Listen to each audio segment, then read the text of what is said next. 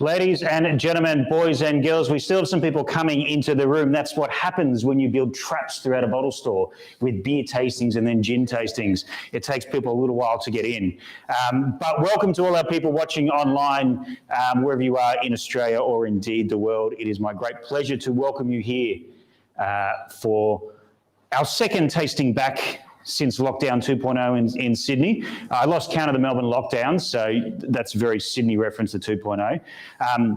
To have a little bit of fun tonight, dipping into the archives, having a bit of a drink and talking about whiskey and having a little bit of fun.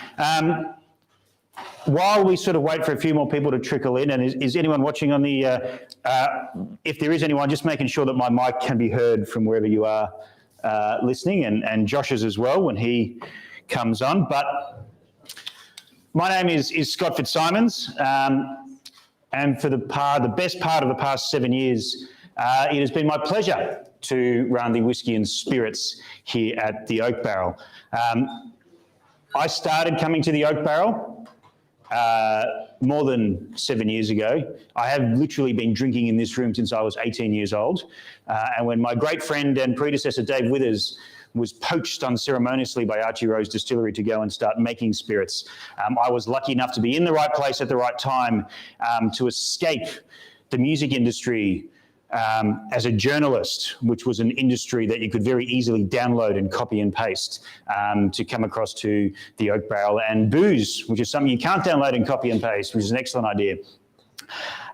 So it is a little bit bittersweet tonight for me because I am heading off and going on to new challenges, but I would like to introduce, if you could come and join me up here, Josh Fisher, who is going to be the exceptionally capable replacement to come in front. And even though you did a little bit of talking, this is your first time on the X, Josh. How does it feel? Fantastic. Yeah, not nerve-wracking at all.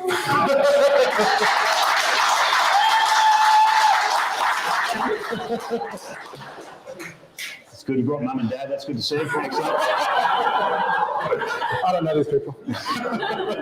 So, first and foremost, thank you to all you guys here and around Australia watching with the very few sample packs that we managed to eke out a few of for wasting your Friday nights with us.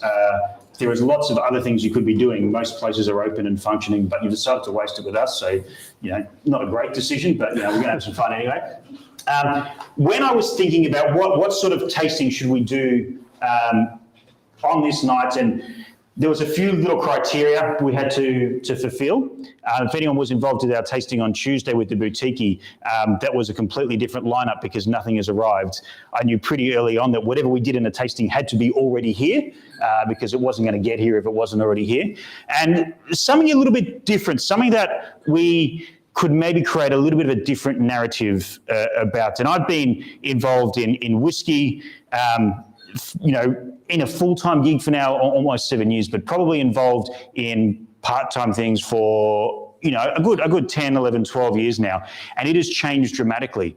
And there is a bit of a narrative within the whiskies we're going to try because it does tell how we're doing. And we are doing tonight all whiskies that have been bottled exclusively for the Oak Barrel, as single casks, as creations, as different things. And the way that the whiskies represent and taste and what they are has evolved because the way the industry is and represents has evolved. And what we need to do as the Oak Barrel and what everyone needs to do to acquire these bottlings has evolved as well. So we're going to try and go a little bit chronologically in order, but that doesn't always work when you're dealing with flavours that are going to be all over the place. So we're going to mess around with that a little bit. But I think it's time to dig into the first whiskey. If you are here in the room and haven't been here before, there's plenty of water on the table. We're going through some pretty serious booze. The toilet's up the back, and come and grab me if you need anything more. Put your hand up. If you're at home, point out the toilets and the sink to yourself because I have no idea where it is. But just like here, if you drink all your whiskies tonight, please get an Uber from your living room to your bedroom, as all these people will be doing, not driving home. So the first whiskey we're going to look at tonight is closest to us on the bottom left. For those playing at home, it is the Starward Reverse Double. I don't know, Josh, if you want to chuck in a bit of a caption there just to let people know we're going for Starward Reverse Double, because I don't think I put that in the video descriptions when I was working. So This was a whiskey that we sort of highlighted again last year because we have, the Oak Barrel has really done a trilogy of Starward whiskies. And tonight I'm not going to talk too much about nerdy bits of this. Miss Sake Australia is in the house. You think I'm joking. I'm not joking.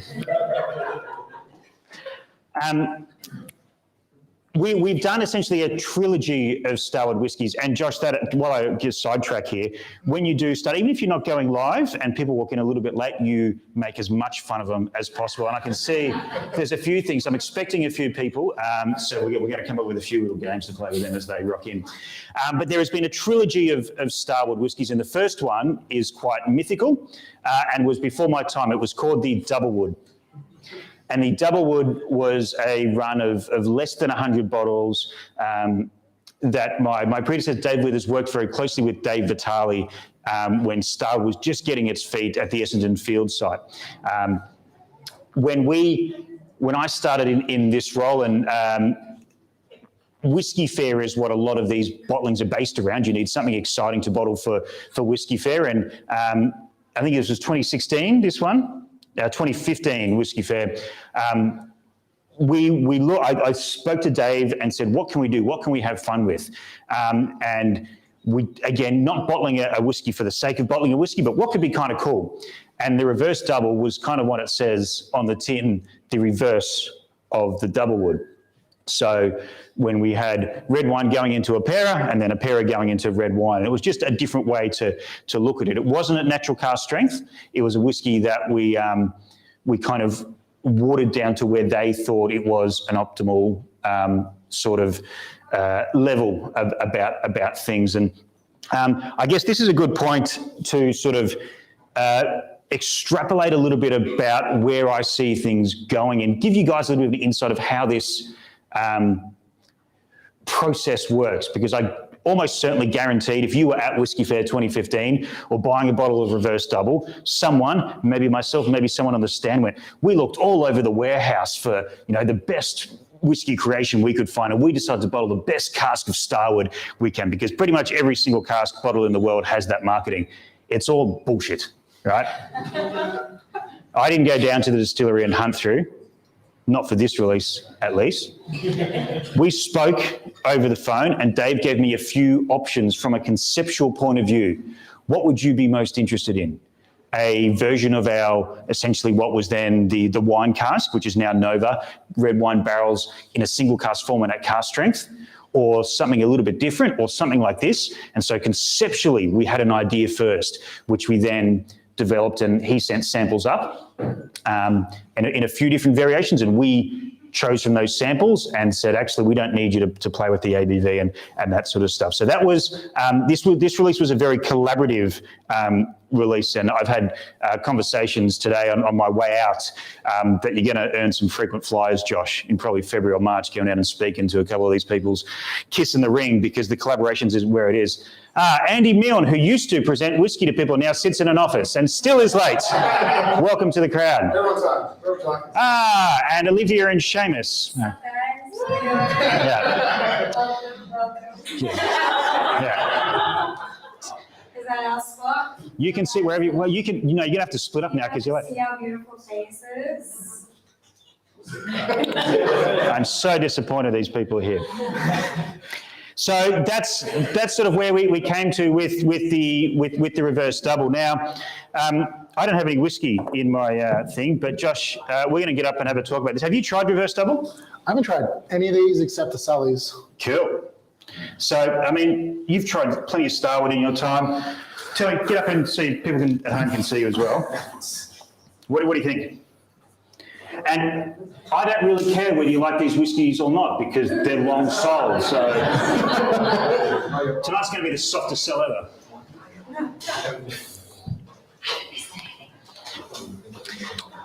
Yeah, I mean this sort of and Josh, but this, I really loved what this was about, because at this point in time, Starward were really experimenting, and the limited editions were truly, truly very, very limited. And this appeared under the white label, which was, as of last year, discontinued, the old New World Projects labels.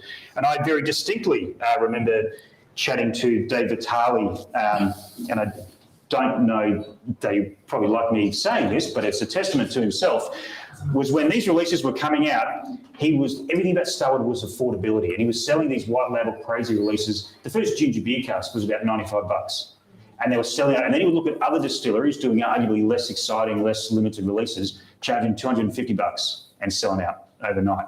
And so he sort of turned around to a few people and said, "So who's the idiot here? Are you guys the idiot, or am I the idiot for not charging enough, for devaluing?" But he stuck to his guns, and that's why, even though the rising price of everything involved with whiskey has forced things up, Starward is still an incredible value, but still innovates in a lot of different ways. What do you think, Josh? Yeah, that's all right. I like it a lot more than a lot of other Starwards I've had. Mm-hmm. Less than other ones too. It's less bubblegum sweet than a lot of the ones I've had.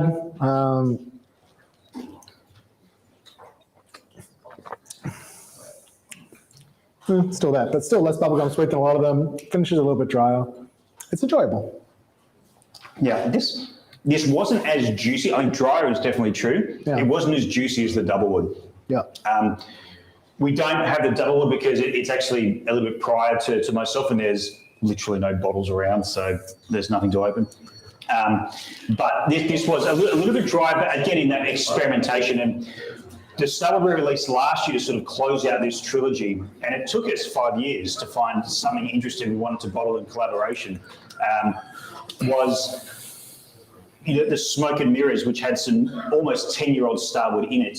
So there's elements of that bubblegum, that banana lolly thing that are very evident in these early Starwards, that there was a hint of in those as well, which is sort of why we chose that. We didn't open the Smoke and Mirrors tonight because I wanted to do this one instead because we're a little bit older.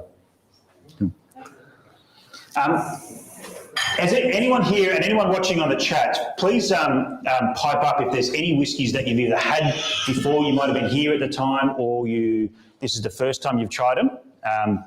I know some people, and like, how does it, if you have memories of them, like how has it evolved in that time? Because it was good 5 years between drinks for this when we opened one last year for that launch. But I think Josh is pretty smack on. Ollie. How many Aussies were at that show? How many Aussies were at that show? 2015, there was Starward, and that might have been about it. Overeem? No, they were at next year. They weren't at 15. They came at 16. But it was funny. There's actually on the boards up there, you can see the 2011 fair, which was one of the first. And everyone was here. I don't know if anyone was there. The fair was downstairs. I was a punter at that one. And you had some Scottish whiskey in this room, some Scottish whiskey in the back room. And where Beer Alley is now was the Aussie section. And you had Cam Syme, you had Patrick Maguire from Sullivans, you had Bill Lark, you had Casey and Jane Overeem, you had everyone there. And then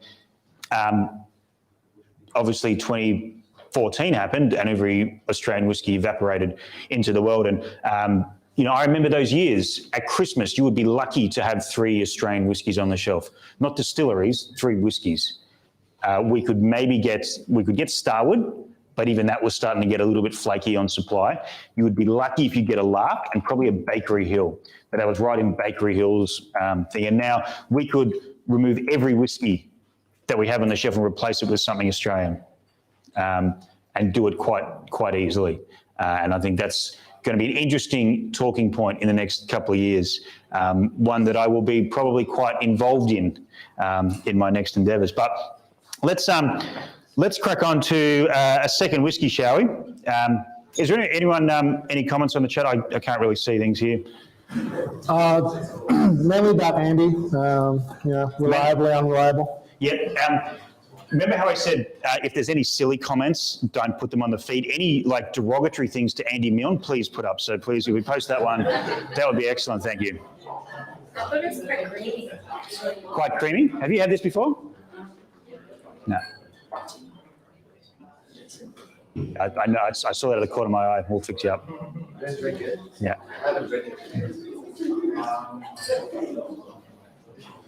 All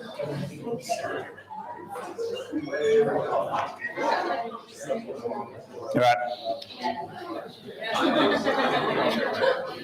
We're just going to take a quick break as we're letting a few more people in. We'll be back in a second with the second whiskey. I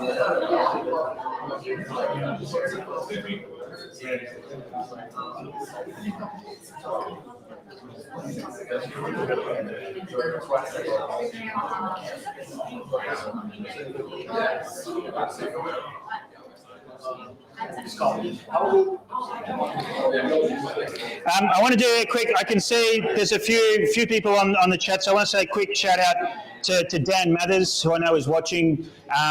Now that the borders are opening, hopefully by the end of the year, if you have been to Whiskey Fair and you've been to Whiskey Show and you've done Whiskey Live, if you haven't been to Queensland Whiskey Expo, get out and do it.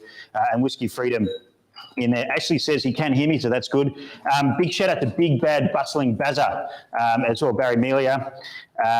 Beautiful. Matt Bailey's watching, that's annoying. That's unfortunate.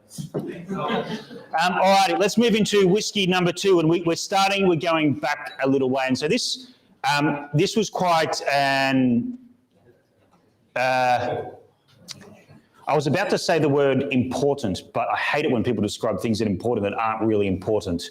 It's a bottle of whiskey. It's not really that important. But I think this whiskey was a little bit of a cork in the champagne bottle, so to speak. And I can't actually lay too much claim to this one. So this is a GlenDronach single cask, a 2003. We're going into GlenDronach for those playing at home. And these things, these single casks, take a long time to sort of come to fruition. And this cask took about 18 months to come to fruition. If we go back 8 or 9 years, single casks in Australia are not really prominent.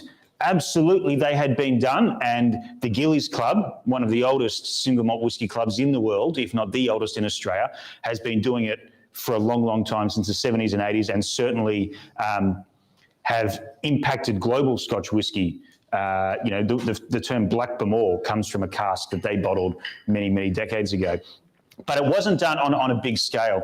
And so to convince not only the distillery to sell us a cask of whiskey, which they weren't doing a lot of, to convince the distributors in Australia to sell us a cask of whiskey, which they hadn't done before, and we're going, how is this mob going to sell, tens of thousands of dollars of whiskey? Took a long time. So the story of this is tied in with Dramfest, arguably the best whiskey festival in the world in Christchurch. If you went on sale a week ago, and if you didn't buy tickets within the first 5 minutes, you can't go. It's sold out. And that happens biannually. And Dave and one of the old managers, Simon, he went down to Dramfest and they met with the team. Dramfest is run by a gentleman or a family run by Michael Fraser Milne, who owns the Whiskey Galore store down there and is one of the best respected people in whiskey. And so he gets everyone to his shows. Every 2 years, we get some great people coming through the Oak Barrel. We had Charles McLean, Dave Broom, Alex Bruce. Did they come to see the Oak Barrel? No. They went to see Michael and we caught them on the way back. So that's what happened. They went down there. It took 6 months. And actually, in that period, Dave was poached by Archie Rose. And then finally, these samples rocked up. So we got together and collaborated on this release. This was actually back in the day when, in lieu of flying over to Scotland and going cask hunting, they would actually send you a lot of cask samples. We're going to get onto some newer ones recently, but these days, if you want to buy a cask of whiskey from a distillery, you might get 3 samples or 1 sample, and you say yay or nay, and that's it. But we had a lot, and we actually split this cask with Michael. So Dave and I went through them, funny enough, at the front counter one Wednesday or something it was, went through them. We identified our favourite and then 2 others that were also candidates, and the other 5 we wouldn't look at, and then sent that off to Michael at the team at Whiskey Galore, and he came back with, I'm only looking at 1 of these in reality, and that one was one of our second run also options. And we said, okay, great, let's do it. Now, we were looking at this from a few different ways. GlenDronach, if you're not familiar, again, I'm not going to spend too much time going into GlenDronach, famous for putting whiskies into big sherry casks. That is what their DNA is. It's what their spirit lends itself to. It's what they are famous for. And this particular one, cask number, I do not remember, but someone's got it written down on a piece of paper there in front of me. 3492. 3492. Thank you, Josh. You're doing well already. It had the biggest, brightest nose. The cask that Dave and I sort of identified as our pick was really, really shy on the nose, but then had this beautiful texture and this weird, crazy finish, which we were both fascinated by. Being Siobhan, if you could just introduce yourself to everyone. Everyone's done it as a late comer. Hi, I'm Siobhan. Good, thank you. So, yep. I think we might have one more person to embarrass when they come in looking at the seats, so one more to go. Yeah. Milne's talking in the back for those at home. You don't need to listen to him, so I'm not going to repeat it. But it wasn't a typical GlenDronach, and I think there was probably a little bit of exhaustion on our behalf, even back then, because the world or Australia hadn't quite cottoned onto GlenDronach, so the distributors at the time, it was with a smaller distributor, would come in and say, this is what we've got, and often it was 2 bottles of things or a case of things. How much do you want? And then we'd go offer other people if you don't take it. So that the secret here had sort of yet to get out. And I think we had both had so many great big noses that were like thing, but Michael was very much like that. We said, okay, great. So this was an Oloroso sherry butt of about 636 bottles, I think. We split it straight down the middle. Half of it went to New Zealand under the bottled by Whiskey Galore.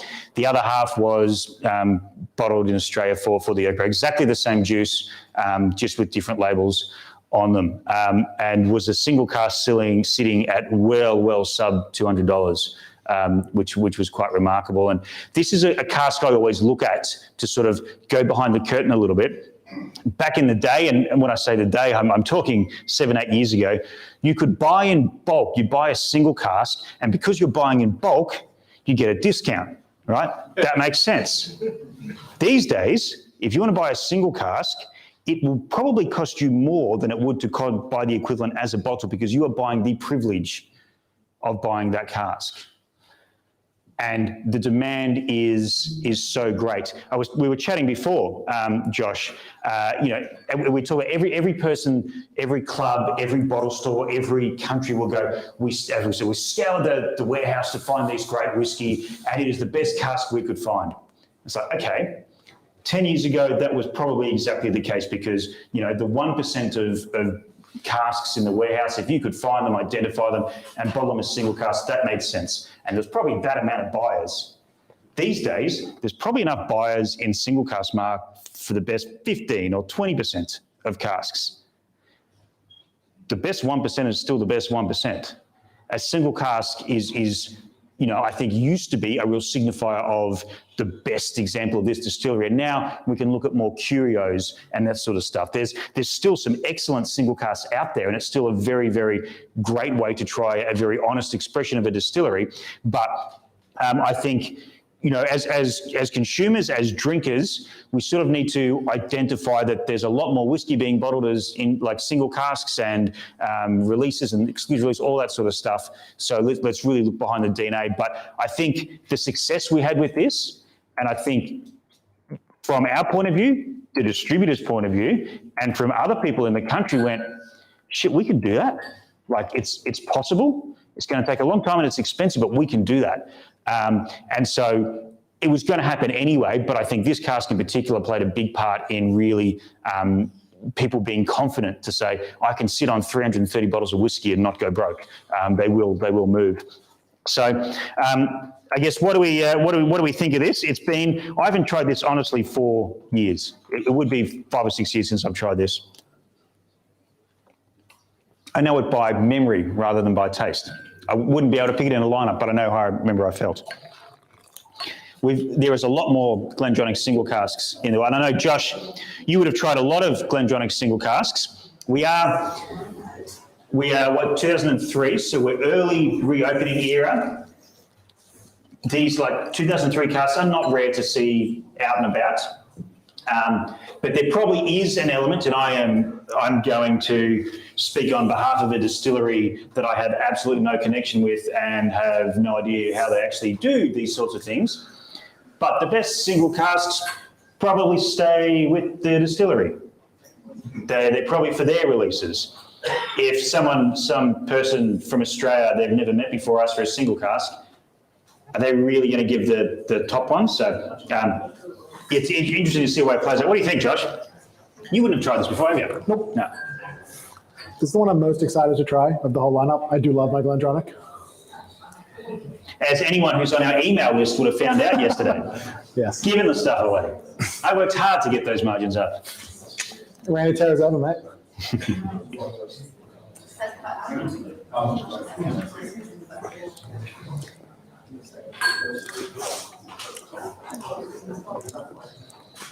Scott, it feels like, certainly compared to the more modern GlenDronachs that have evolved recently, it was quite hot for that ABV. Is it that similar style at the time?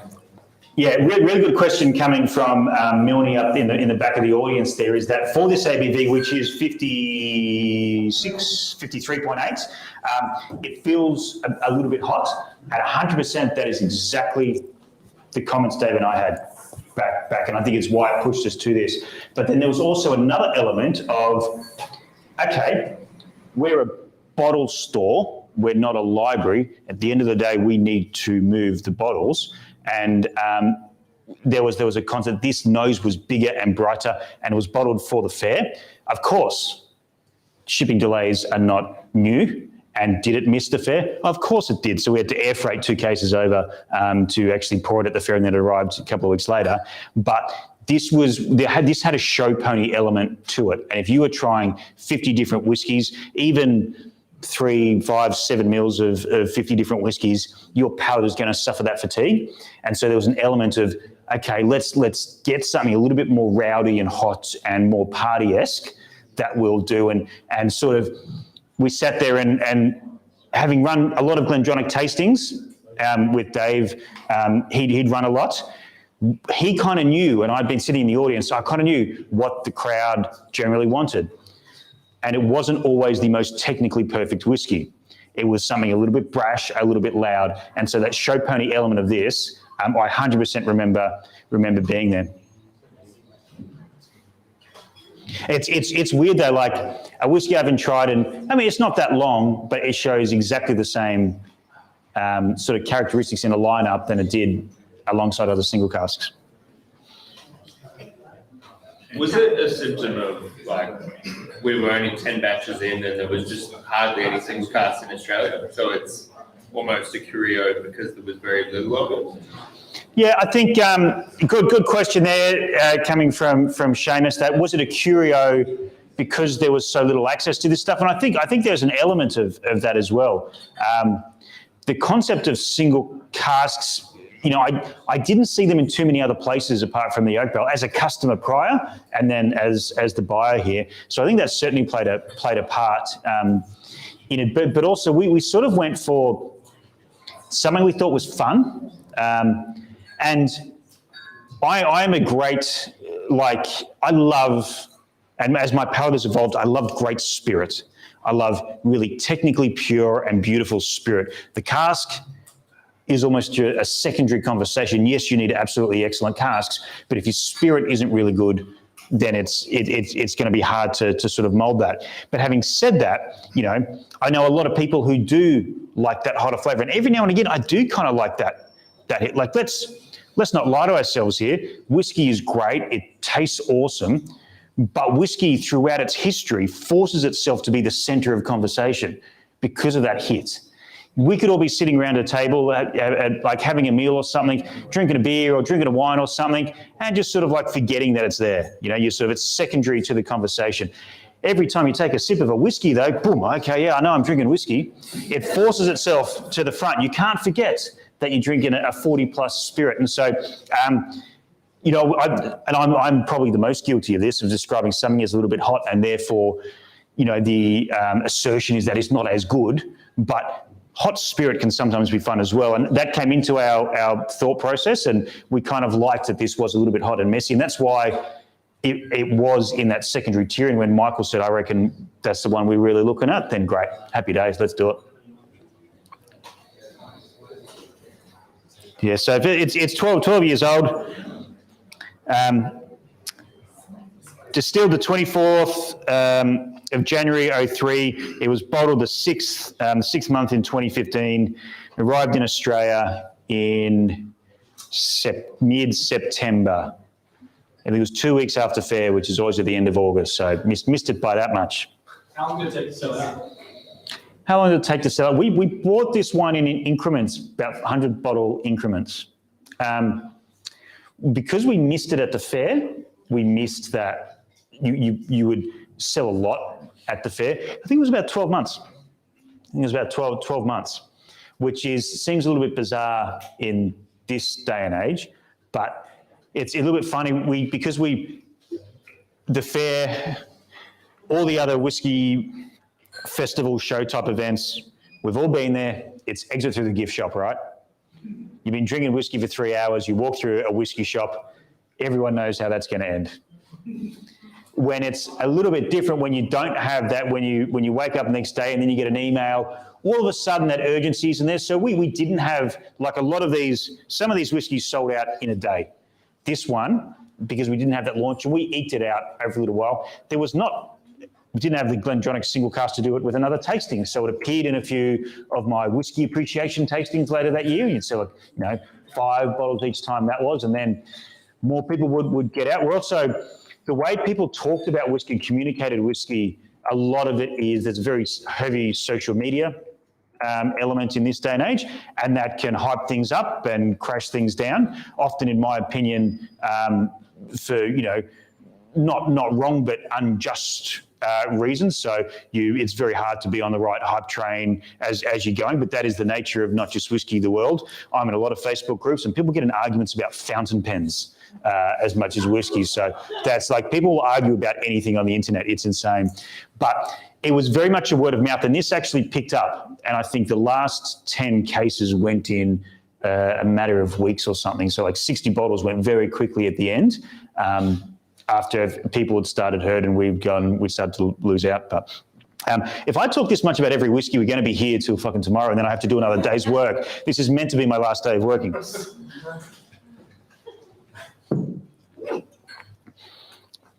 At least you don't have to come to the staff drinks, because that's when I read my whole manifesto.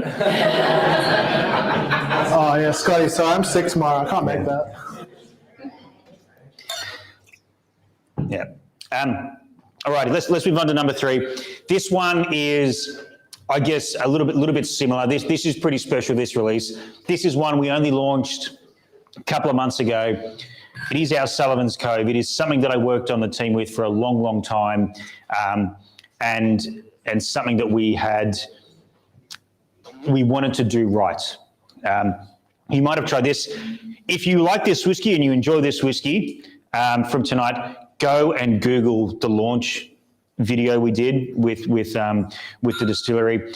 And HT down in Tassie is the best whiskey taster, blender, nose in the country by so far. Shut up and go listen to a talk at nauseum about this whiskey, because it's very, very good. But we had done a Sullivans Cove before. In fact, these next 2 whiskies are in a little bit of a bracket because they exist in a similar sort of story. If anyone remembers back, and again, we're going back to the very early days of the whiskey fair, when whiskey shows and whiskies in bottle stores and in bars wasn't a particularly prominent thing. There was an Overeem and a Sullivans Cove barrel, 20-litre barrels that they had drawn 20 litres off a mature cask and was finished here at the oak barrel and then bottled in little 200ml samples. Would have loved to have done that whiskey tonight, but the ticket quantity would have reduced quite a lot if I'd only had 200ml bottles, because I think there's one one left of each, pretty much, and it was awesome stuff. And so I obviously have a big love for Sullivans Cove, and we've been talking for years. And this is one where I can genuinely say I spent a bit of the time at the distillery looking at barrels and going, what can we do here? And every time it didn't make sense. It was either going to be something that was just for the sake of doing something, and then why would the oak barrel bother with that? A lot of the times they sort of went, we honestly don't have enough to do this. But earlier, we started very seriously talking about there might be a possibility about 18 months ago. And it was about in January, February when we started to pull the trigger on this is something that could actually happen, and maybe this is the year. And we'd sort of been angling at this year being 65 years of the oak barrel. We had looked at this. And I'm in a very privileged position. Before I was at the oak barrel, I was already drinking whiskey. I was having a lot of fun. And I got to try 60% American oak and French oak. You know, I bought a couple for $220 and drank them, and there was a lot of fun. But we're very aware that there's a lot of people coming into whiskey, who've got into whiskey in the past 5 years, who haven't been able to try Sullivans Cove. They know about it, they know it's got this reputation, but it's unobtainium. Even if you can afford a bottle, getting your hands on one, getting access to one is very, very difficult. So whenever we've done Sullivans Cove's tastings here, we've looked to the future, not looked to the past, and try and get them into people's mouths. So this is a bit of a blending of the two, because it is a double cask, which for me personally, and I'm happy to have this on record, there's been some stonkingly good American oak and French oak barrels released in the past 2 or 3 years. The double cask for half or a third of the price has outclassed it every single time, I think. And there has been some great double cask releases from 100 onwards. And that's the one that I got excited about. So this was the very first old and rare double cask. So a release of whiskey from different barrels in the distillery, but 55% of it, and the biggest component of it is a 20-year-old, but 55% of it is 18 and 20-year-old Sullivans Cove whiskey. If they had bottled either of those two casks as old and rare single casks, you'd be paying 4 figures for them very, very easily. And then you put them on an auction website and someone pays $2,000 for them very, very quickly. So Australian whiskey has been very much down that single cask focus, but the future is not in expensive single cask. It can't be. You look at Scotland, you look at America, everyone's got single cask, single barrel programs. But where does whiskey start? It starts in the entry level and the blended or the vatted single malts and that sort of thing. Now, this is certainly not an entry-level single malt. One look at the price will sort of tell you that. But this was sort of, let's create something better than the sum of their parts. Let's not be lazy. Let's create with what we can do. And so I love this whiskey. This is a whiskey that gets better. The whiskey we did at the launch was from a sample bottle, but the distilling team down there actually wanted to keep the bottles there sitting for 6 weeks to let it settle out. So this was opened last week. So this should be right in its prime, and a whiskey that's getting better, even as that sample bottle settled with us. A story of two halves. Again, a classic Parramatta Eels whiskey. Both halves, you get completely different teams. The nose is old. It's an old nose. You've got those very restrained, earthy, little bit church pew sort of thing. Then the palate has all that beautiful texture we expect from the double cask, those more vibrant things. We're also talking about 2 different distilleries as well. We're not going to drill down on that. We're talking about HH cask and TD cask put together. This is something we do have a little bit to sell of, and we are holding a lot of it back because this is a whiskey we want to celebrate and talk about and do around. We had big plans for this until the world imploded again this year. So Josh is inheriting a lot of these barrels, a lot of these bottles, to eke out over events in the next year, 2 years, 3 years, 4 years. This is a whiskey I hope, I don't know how, I would love to see this still available at certain events and certain times in 5-6 years' time. Whether that's possible or not, we don't know. This is a whiskey you have tried, Josh. It is. So get up and talk about it. People are sick of hearing from me. They've had to deal with it for 6.5 years. That's fair. It was great the first time I tried it. It's great again now. I like that it doesn't cost 4 digits. I like that when you buy them and flip them, you're not going to get $2,000 for them.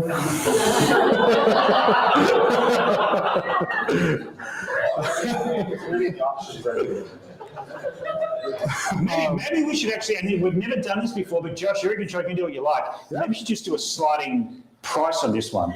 So you just match whatever secondary is doing. So everyone, say that you hate it, so it drops to about $100 a bottle. Nose is beautiful. See what you mean, very much old whiskey. Beautiful ripe fruits, a little bit of leather, tiny bit of pencil shavings in the nose. The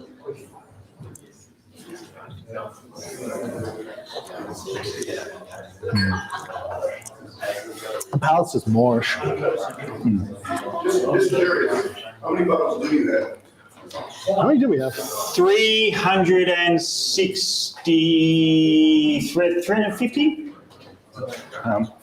There's a bottle of 360 on the nose.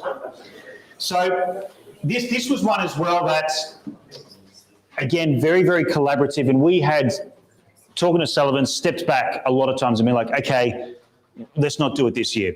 Because part of this was getting them back at the fair. They used to be staples at the fair. They haven't done a whiskey show outside a couple of the Tassie ones for 5, 6, 7 years. So we were going to come back in a big way with a lot to pour, not, hey, we're the Sullivans Cove table and we have 1 bottle to stretch over 3 sessions across 3 days. We can write off 10 bottles and we can have a bit of fun with this. So when this happened, I am not a distiller. Surprise. I think it's way too hard and time consuming. I prefer to sit here, drink it and talk about it. So with this, when again, we came up with the concept, or they came to me with a concept and we said, this actually sounds really cool. It's a really great narrative we can talk about. Let's, I don't want to sit there and blend it. I don't want to, that is not my skills. That's what you guys are good at. What we were going to do was actually go down and define the final ABV, because this is at 45.2, I believe. It's not cask strength. It would not be as good at cask strength. So that's something that I was going to fly down and do. Lockdowns got in the way and a few other things. It just didn't happen. And at the end of the day, me being down there, I would have just been drinking on the side going, yeah, it's pretty good. Yeah, keep going, yeah. Whatever you reckon, mate. So this was one that we were going to play a part in that way. But then at the end of the day, just trusted them and said. So there is 360. Some are staying at the cellar door. So they can show it off as well to various different things. But the vast majority will come here and we will eke it out over the next, however long we can hold on to it. What does eking it up do for you? Well, it took 7 or 8 years to get it over the line. It might take 7 or 8 years to get the next one over the line. I'm a firm believer in, you can only sell a bottle of a whiskey once, right? And we're not a library, we're in the business of selling bottles of whiskey. But say one whiskey happens to be the best whiskey in the world. I don't believe there's any such thing, but say one whiskey is the best bottle in the world. And you sell that, you got 500 bottles and you sell that to 500 people.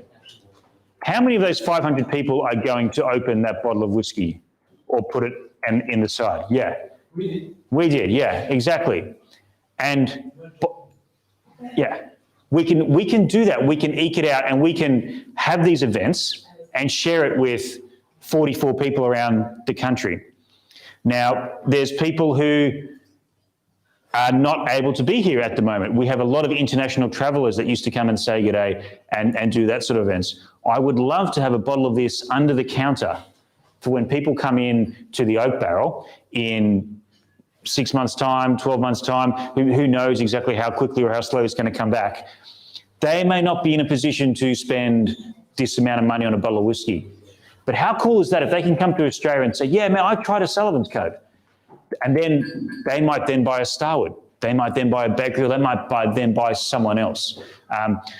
As people walked in, and if you, on the live stream, you won't have seen this, in the lockdown, we have now a Suntory bar sitting at the back and a bottle of Yamazaki 55 sitting there. A bottle of Yamazaki 55, you can only sell once and to some person. But can we create an interest piece around that to help more people understand what Japanese whiskey is and what that means? So almost use it as a bit of a Trojan horse to build that conversation. It's I think there's method in the madness there. No, it's pretty cool. Yeah. I think it's a frustration that you want something that's not like an easy whiskey. Yeah. It's super hard to get it. If you're a connoisseur of whiskey, you want to try all the great whiskeys. Yeah, well, I understand what you're saying, but that is cool. it is. We have released a few for tonight though, so there's plenty here for anyone who wants one. So, all right, let's move on to whiskey number 4. Unless you have any final thoughts on that one, Josh. It's okay. I love the finish on it as well. Turned even more fruity for me. Just lingered with like almost apricots and vanilla, and yeah, just outrageously good. Outrageously good. Especially when I haven't paid for any yet. Yeah, you haven't paid for one. Yeah, it's good. I just say, I really want you to like press a button, like the DJ button, go every time like Scott finishes his bit.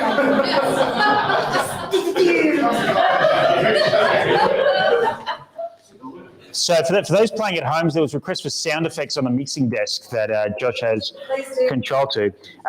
But I actually know what those buttons are, and they actually sort of relate to the Whiskey Roundtable buttons. And basically, it's just beeping to get people to shut up when I disagree with them. Yeah. So why hasn't Josh pressed it yet? Well, because we can't hear it. He's probably pressed it for the whole hour. Yeah, no, you guys are stuck with me. The live audience has Josh. Yeah. Okay, whiskey number 4, an Overeem, port cask, matured.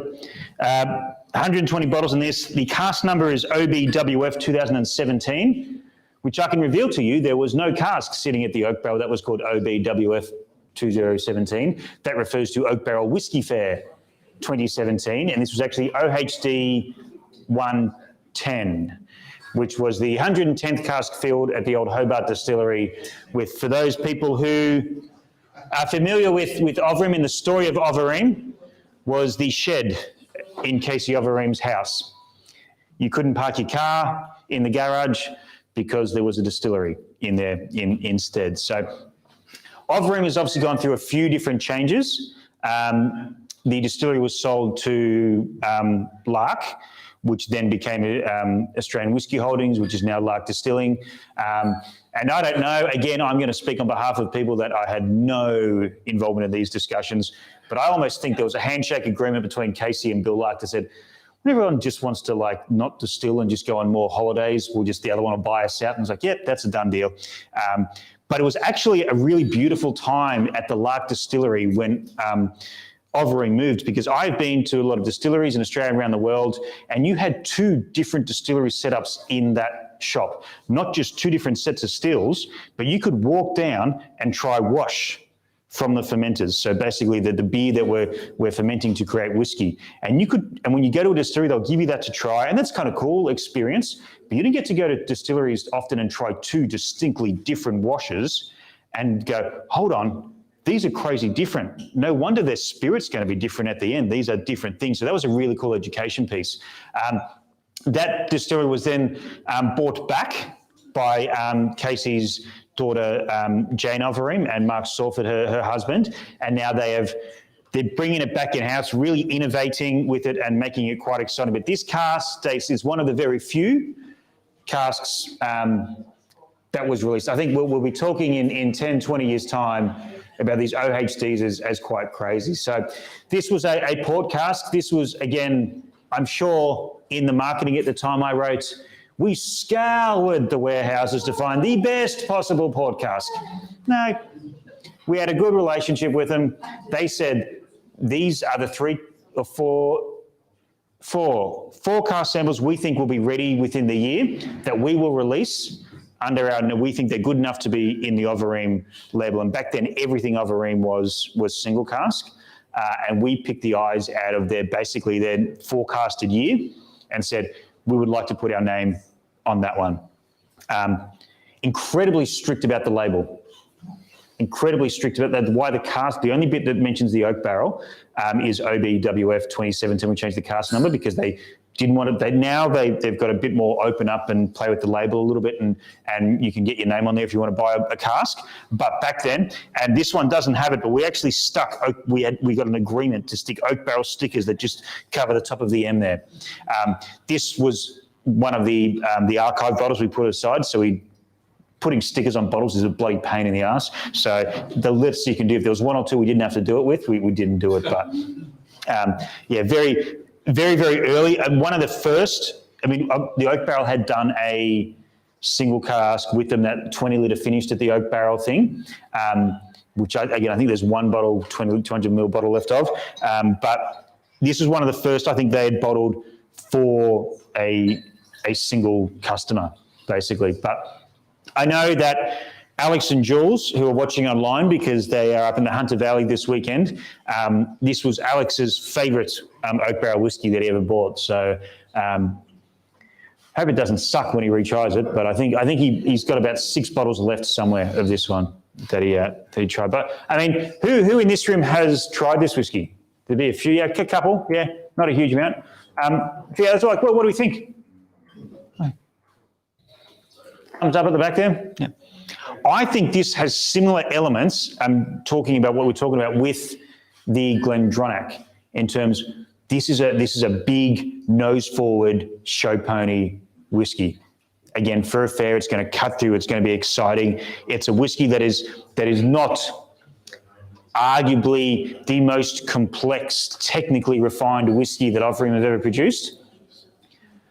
But it's got a bit of funk to it, it's got a bit of balls, and you sort of think, okay, this is, if the oak barrel is going to stick the name on an Overeem, then we can have a bit of fun with it.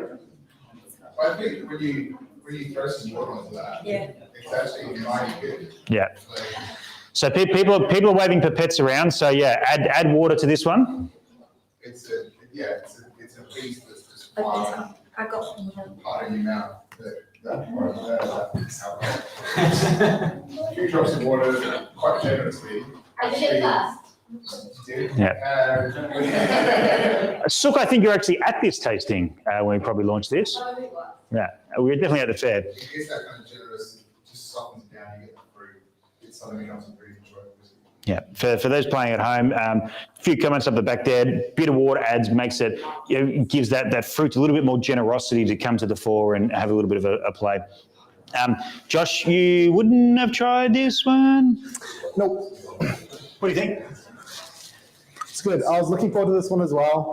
The last bottle shop exclusive Overeem I had was one that Seamus Carroll generously let me try, which was the Destination Cellars, and that was phenomenal. It kind of moved Overeem up into one of my favorite Aussie distilleries. This is a really good silver medal. Very, very, very different to that one. Yeah, very different. Spice City, but in a really good way. Spice City, baby. I actually have that tattooed on my back. No, I am. I'm sure you said that this wasn't listening to you, but what was the cast? Because what were the cask? It was a single port cask. Cool. It said single port cask. It was OHD cask OHD 110, but we renamed it on the label because that's really the only thing they let us change on the label was and even there was OB Whiskey Fair OBWF 2017.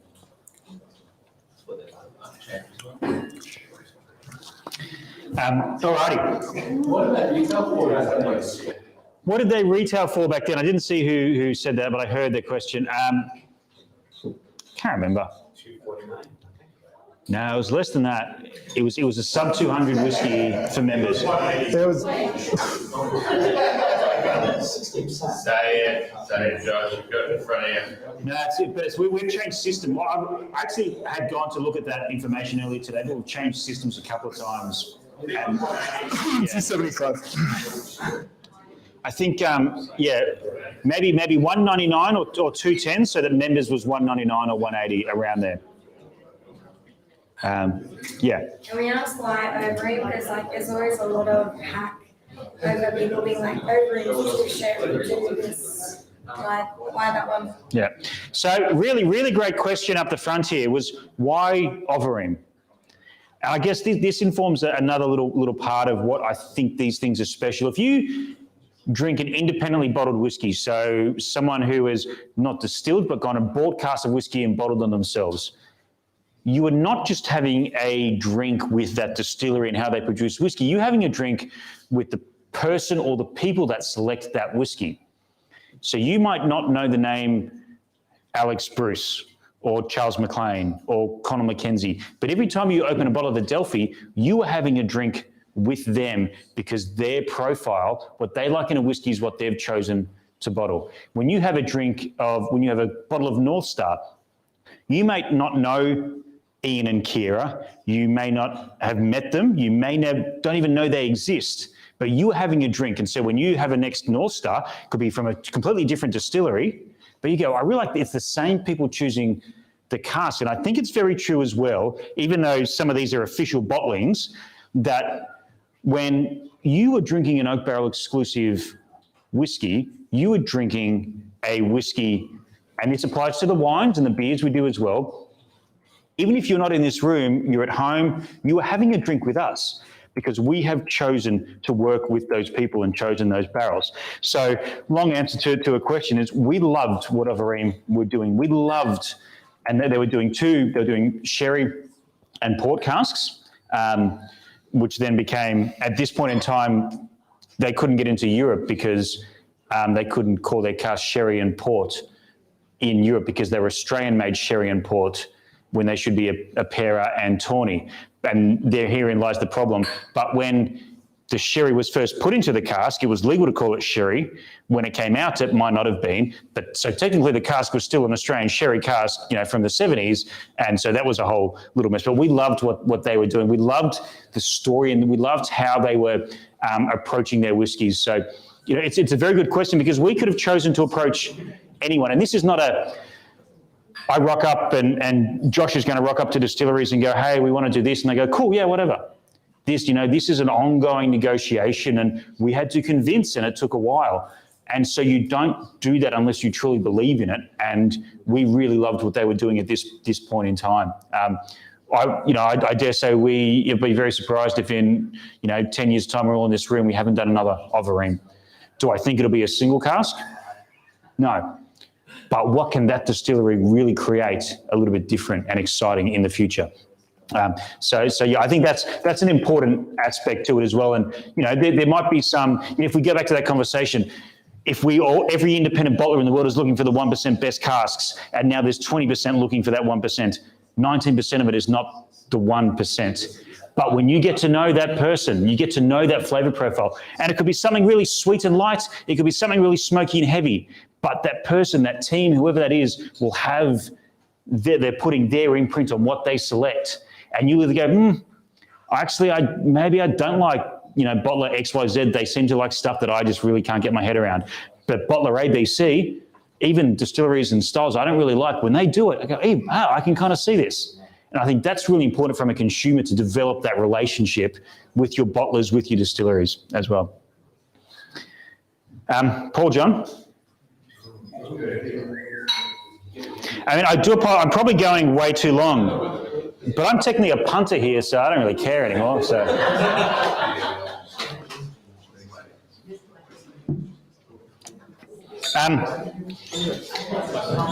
this is a whiskey that I'm incredibly proud of, and arguably, if there was a bottling that was exactly to my taste, it would be this one.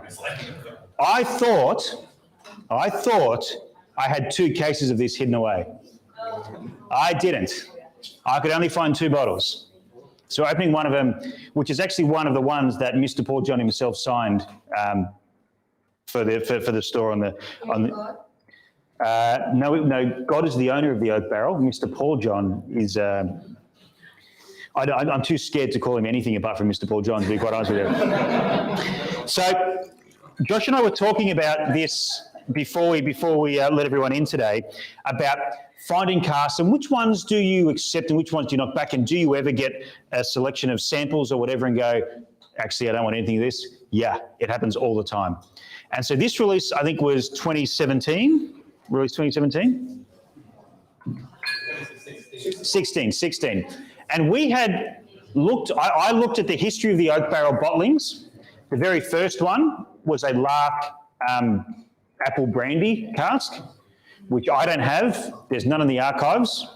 I know that David Xander Stucken in Perth has one in his private collection, and he is waiting to open it when we can get over there and do it in a big launch. That's the only bottle I know left in existence of that. We had done those Sullivans Cove casks. We'd done a lot of stuff. We did a Glenfarclas, there was a GlenDronach, all this sort of stuff. The one thing we were missing was an Isla, something big and peaty and smoky, and that's something I really wanted to do for a fair release, and it was quite interesting. So I got a lot of samples. I reckon we went through, myself and then other people I'd bring in, probably about 40 or 50 samples of whiskey from various independent bottlers and various people with an Isla focus. A lot of Kalila, a lot of Port Charlotte. There was a few Bemores and that sort of stuff. And we couldn't quite settle on one. They were either excellent and just way too expensive to be viable, or they were in the right price point, but they're a little bit, are we going to just bottle this for the sake of bottling it? So at this time, Paul John Whiskey out of Goa in India had just launched into Australia. They were doing everything themselves at this point in time. They didn't have distribution around the world. They had people on site working for the distillery. And we got talking, and they were importing and still importing Isla and Highland peat from Scotland at incredible expense and no doubt customs absolute nightmare, importing mud from Scotland into India essentially to peat their uniquely Himalayan, foothills of the Himalayan 6-row barley, which gives this beautiful oily texture. And they're a lot closer than Scotland. They were very excited to get into the market. We were loving their whiskies, and we said, great, let's find a whiskey that we can bottle from your warehouse that is really cool and heavily peated. So again, I did exactly what David done for GlenDronach. I was at Dramfest in 2014. Yeah, 2014 must have been. And the team were down there, and they'd also brought along a bloke called Michael John, who is no relation, but he's the master distiller. And I chased him around that festival for 48 hours. It's like, Matt, we need to do it. No, very quick. He wasn't drinking as much as me as well, so it was much quicker than me. But he got there, and eventually he was like, look, I don't know you. I don't know what you are. And this is going to be one of the first single casts we've done outside of debut of a single cast to be some bloke just chasing me around a festival. We don't know. Anyway, about 8 weeks later, we sat on that table exactly where the lovely couple is sitting there, and we exact that position, and we had a flight of flavors, about 10 different cask samples. And Paul John have upstairs warehouses above ground, and have underground warehouses as well. And they mature very differently, and they're quite fascinating. And they had said, what do you want? I said, we want peat. That's what we're looking for. We're going to, fix this problem through a different way. So there was 8 peated stocks and 2 unpeated. And we went through them, and it was kind of cool. And there was about 2 peated ones that we really liked. And there was 1 unpeated one that I just fell in love with. And I just went, how can I bottle a whiskey that I don't think was the best out of what I've been presented with? That doesn't make a lot of sense for me. So I said, look, okay, thank you. We're going to go back to the drawing board, but we'll just see what this happens. But then over the course of the next 3 or 4 months, I kept those samples and I kept putting them in front of people along with some of these peated things, friends of mine, people who come over the house. Hey, what do you guys think of this? And this one little cask, the longer it went, the more it would rise unanimously to the top. And it was cask 987. So we said, let's pull the trigger and let's be the first to bottle a single cask Australian whiskey for Australia. So we agreed to it. It's 57.7. There's a legal limit you can bottle alcohol in India, and this is very, very close to it. We got it bottled, and we're thinking, great, we don't need to have 6-month turnaround for Europe, for Scotland. We can get it here in 2 months. Got to the docks. Did anyone want to put it on a ship? Absolutely not. Did it get labelled with high explosive volatile at the docks? Absolutely yes.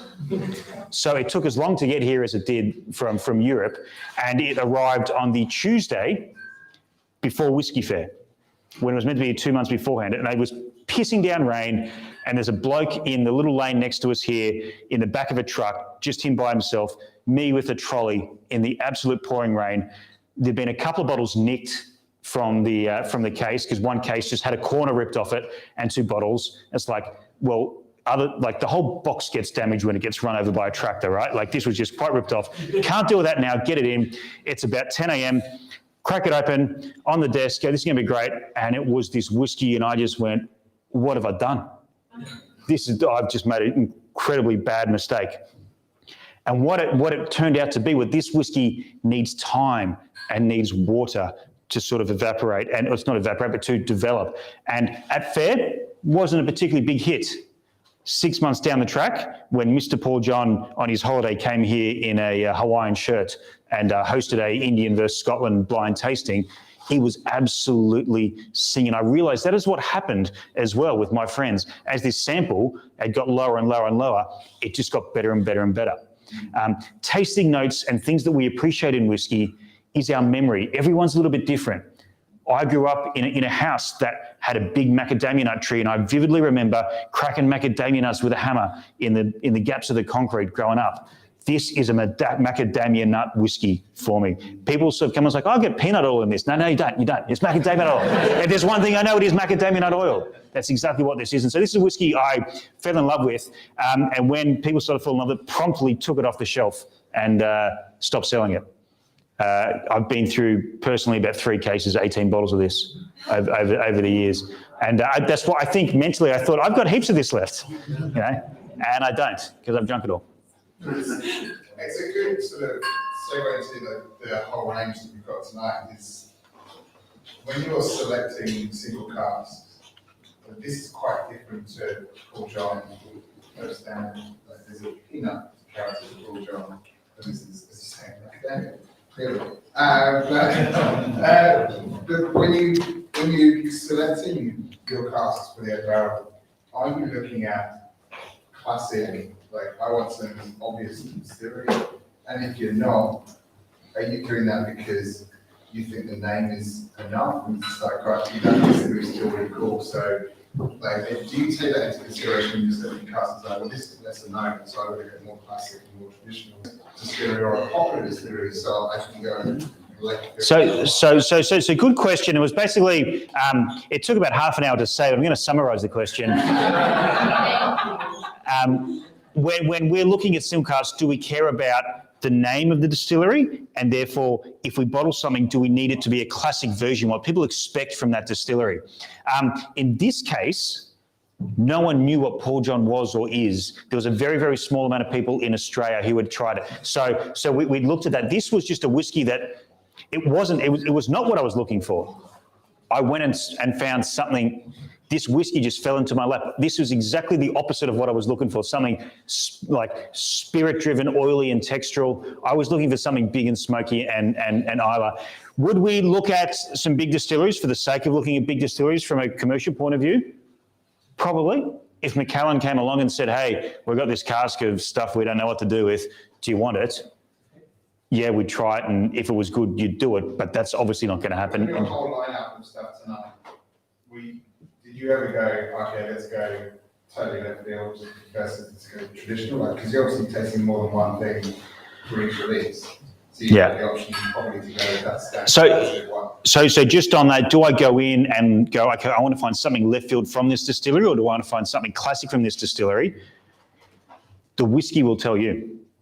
So I actually think probably out of the ones we've tried so far, the reverse double was probably a reasonably classic type of Starward from where that was. There was some nutty stuff there. We thought this was the best whiskey at the time.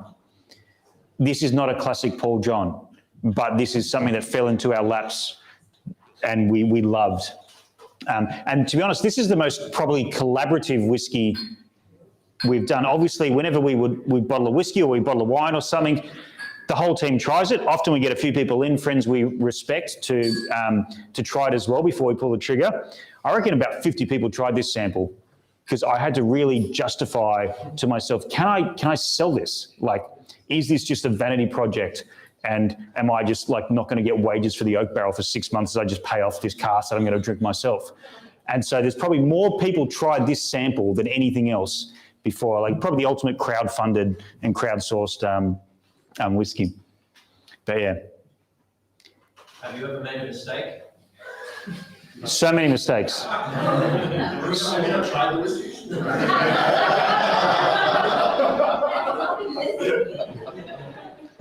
Question comes from the back. Have I ever made a mistake? I've made a lot of mistakes. The nature of this job is that you will make mistakes. The nature of this is we are sitting on whiskies that you thought would sell that didn't sell. That's right. The Ben Nevis, that I always thought that would be one that you would have in this lineup, seemed to be one of your favourites. The Ben Nevis. So there's a few whiskies that didn't make this lineup for a few different reasons. One of my favourite tasting ones was the Lark, and that was genuinely go into their warehouse and pick out cool stuff. And we identified, in a cask hopping, that Lark, and we're going back to 2017, 18 now, I think, with that one, that the ex-bourbon cask matured Lark was where the spirit was shining and where, for me, the best whiskies were. So obviously Lark had been very heavily sherried and port and cast in the past. We went in and looked at the Lark and said, that's where it is. So then we actually found and did a quick extra finish in a 20-litre Lark cask and then worked very closely in the lab to work out what percentage we would bottle that at. We bottled it in 200ml bottles though. So or 100ml bottles, sorry. So that's longer. I actually don't have a one. Unfortunately, I've got none of that left. The Ben Nevis was a pair with the GlenDronach, two 1997 distilled whiskies from a company called the Whiskey Agency. But once and the cask had already been sold, so we could only skim the top of them, take part of it. Other bits of the cask went to somewhere else in Europe or somewhere else in the world. So we got 60 bottles of each and we got to put our own label on it. I love those whiskies, and in classic Scotty oak barrel fashion, a complete reaction to what was going on. Everyone was looking for these very pretty, beautiful, clean whiskies at the time, and I wanted a bit of grunt. So I picked a really ugly Ben Nevis that had a bit of like diesel oil to it, and a dark as night sherry GlenDronach. We're coming out of now, people are catching on GlenDronach single cask, sherry single cask, that's a big thing. Could I find the ugliest but darkest sherry cask going around that had a bit of, fire and brimstone to it that was probably going to put a few people offside? But that was, they're long gone. I don't have any of them. There was also the two hand-in-hand releases. We eventually got there with, again, good for this one, which is, again, we couldn't take the whole casks. And when they got to Australia, the importer had not accidentally, but also sent them to Whiskey and Ailment and Helvetica Bar in Perth. And they also fell in love with them. So we did a collaborative release of a Lafroig and then an Ardmore finished in Lafroig casks, which was a big tick for me because I got to put a steam train on a bottle of whiskey. I almost resigned after the day that was released. I was always gone. R-class. So there's this. If you're playing at home and you don't know what's going on the back, don't be worried. I don't know what's going on the back either. Or steam trains. Steam trains makes it tasty. All right, let's move on to a whiskey. Scotty, sorry. Yes, Oliver? Under this being wet straw, did I completely introduce a different memory from the day? You from this Paul John being wet straw? Yeah. Did you try it at the fair that year? Yeah. Yeah. It's a hot, it was a hot, silly mess. And if people don't think that bottle shock is a thing, this is a whiskey that proved to me that it absolutely was, because it was literally been bounced around and had been sitting on those docks. I guarantee it wasn't sitting on those docks. It was picked up and put down and run around. It was on a boat. It moved around. We rushed it out through customs on a truck, rushed it out here. And that's when I had that reaction. I was like, oh, what have I done? And it needed more than 3 days before fair to get to that point. But when it did, eventually. And Mr. Paul John is a very, very successful businessman. He has the Paul John Distillery, which is his little plaything, because he actually owns the second biggest selling whiskey brand in the world, one of a domestic market. So he's not short of a few bob to play around with. And I got up and told that story, and you could sort of see, even though he's in his Hawaiian shirt and he's on holidays, when I said, and what a mistake I've made. When I opened up, he was like, what are you? And I was like, but it turned out to be excellent. So it is a whiskey. I've never seen a whiskey as dramatically as this benefit from calming down and sitting in bottle for a little while. And it's 57.7. I drank a lot of this at late nights at the Oak Barrel with spreadsheet, nothing but spreadsheets and this whiskey, and you'd get to work the next morning. It's like, I had 2 drams of that and there's half a bottle gone. It's like, oof. That wet straw has got some more that green, it's still a bit green and grassy, but yeah, I can definitely see how Yeah. potentially what wet straw is. Yeah, so wet straw turns to green and grassy, apparently. I don't know. It's like, I'm leaving. Hey, I don't even know what to make of that. Hey Josh, do you like spreadsheets? Pens, tell us about pens. Put a bottle of this in front of me. Maybe. All right, let's move on to our fifth whiskey. Sixth whiskey, cool.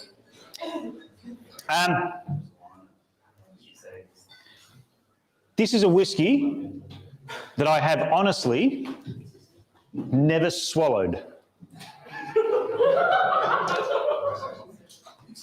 This whiskey was released in 2019 for the 10th anniversary of Whiskey Fair, which happened to coincide with the 10th anniversary of the Blackgate distillery in Mandurin. And we had bottled whiskies with Blackgate previously. If anyone's familiar with their very, very famous 520s release and then 620s release, the 520s release was a single malt creation from 5 20-litre barrels, and quite rightly, in my opinion, has been identified as one of the great whiskies of the early Australian, like the past Australian decade, has been recognised because there was a lot of hot messes, and they worked out a way to refine that heat and put it into it. The second release was the 620s. How do you get 5 casks and turn it into 6? Because the 6th cask of that original 5 was an oak barrel bottling at a fair. So we've done some really cool stuff with them. But to celebrate our 2 10-year anniversaries aligning, they had started to create a little bit and sort of said, what are we going to do here? We can't just keep releasing single casks. And I loved that they were innovating as an incredibly small distillery, that they were innovating. So what they'd started to do was some Solera cask systems where you fill from the top, pull from the bottom, you create consistency in your release, and you continually get older and that sort of stuff. And so we sort of had a chat, and they were releasing their Solera at about 45% alcohol, which we got to do something. And this is very, very late in the piece, obviously. This is about 2 months out from fair. We've got to do something. And they said, we can draw from our Solera at a different ABV. So we worked out 51 ABV. But by the time this whiskey got to me, it was August. And August is when mine, and now Josh, your year revolves around. People like to revolve around Christmas Day and their birthdays and New Year's Eve. Your year now revolves around Whiskey Fair, which is the last weekend in August. And for me, for the past 5 years or so, I don't drink alcohol during August. A, to prove that I can still do it. B, to actually make sure that I can pull the fair across the line the best way that I feel like I can. So I've only tasted this sample by tasting and spitting. So I will swallow this whiskey for the first time tonight. That is not worthy of an applause. That's absolutely not worthy of an applause. Yeah. You just press all the buttons. No one knows what's going to happen. So this was a bit of fun. We at the time because it was a Solera, they weren't going to empty it. We could choose how many bottles. There was a reason why we chose 32 bottles.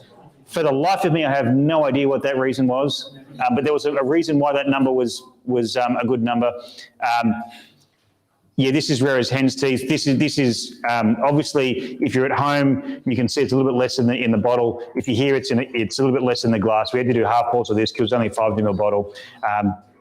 But something a bit different and something just fun. And this is a whiskey that is just a higher strength proof of what they were generally doing. But I love the label.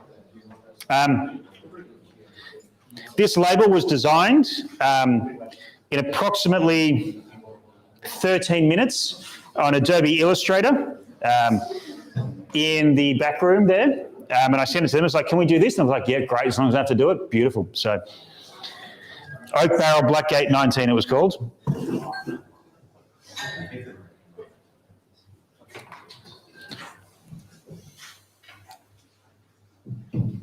I've just received a message from God. Did he ask you to hurry up? No. Just checking. So literally have a message, because I haven't really been, and if people are making fun of me online, feel free to tell me as well. But God, who is the owner of the Oak Barrel, who I want to do a shout out to Paul Downey, who was literally a customer of this store. And I hope I'm not giving too much away in terms of his particular vintage, but was a Queensland boy, and at that point in time, the drinking age in Queensland was 21, and in New South Wales was 18, and so would get the train down to the Oak Barrel, buy wine, and then get the train back up. And he was a customer. He was a doctor. Did his studying down here at UNSW USyd, one of the two prominent unis down here. Worked around the world as one of the best doctors in his field. And then when the Oak Barrel's owners back about 15, 16 years ago were looking to move on, they didn't have kids that they necessarily wanted to give it to, he came in and really rescued the Oak Barrel and turned it around. We've had so much fun in this room in the past 15 years. It was rubbish. It was the storage room for empty boxes. So he really turned it around and took it, and is, as Josh, I know you haven't had as much time with him, but he's such a passionate, lovely person who will back you to the hilt. And someone mentioned the bad decisions before. You can tell on the phone, when you tell us, like, he goes, but there's always a way out of them, and I love that for him. And so I didn't know he was watching tonight. I thought people have better things to do, including yourself, Paul. But unfortunately, he resides in Queensland at the moment, so can't be down with us, but hopes to be down just before Christmas so we can actually see that lovely Suntory bar that he has only seen bad photos that I've taken of. Oak Barrel Blackgate, this is a whiskey that was a bit of fun. It was a cool story. If you don't own a bottle, you'll never be able to try it again, because as far as I know, this is the last bottle in existence. Certainly the last bottle that I had at the Oak Barrel. Cool story, good fun. What's whiskey meant to be? Cool story, good fun.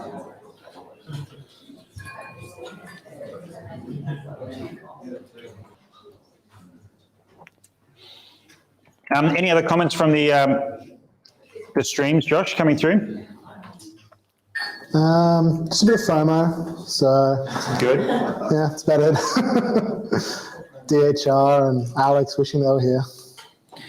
That's good. So DHR, Daniel Hatchins Reid, excellent segue. Yeah, mate, you are made for this job. Because the next whiskey we're going to move on to, DHR was implicitly involved with, is our Archie Rose single cask. This we're getting more to the modern era now. This was last year's Whiskey Fair release, and was actually our first tasting back in the flesh last year after lockdown 1.0. Except we didn't do it in this room because the restrictions were too tight, so we did it at the distillery at Archie Rose. They'd just finally commissioned Botany into operation, the new distillery. So the distillery in Rosebery had a little bit of space as they were moving things out. So incredibly tight, loving relationship between the oak barrel and Archie Rose and DHR. It's gone. Can I just for the record, I would like just for the record to put on that Olivia made a joke just then that fell so flat. Yes, that was me. I want that to go down in perpetuity. Dave was obviously and remains an incredible friend of mine. And when I'm not lying when I said I have been drinking in this room since I was 18 years old. And Dave taught me a lot about whiskey. And we used to catch up outside of the Oak Barrel with a few other friends and bring a bottle and just drink. I'd like that seems like a very, I hope you're all doing that now. But I literally had no one else. Like the music industry is meant to be full of people that drink whiskey. But when you say, well, drink a bottle and hang out, then okay, I've got better stuff to do.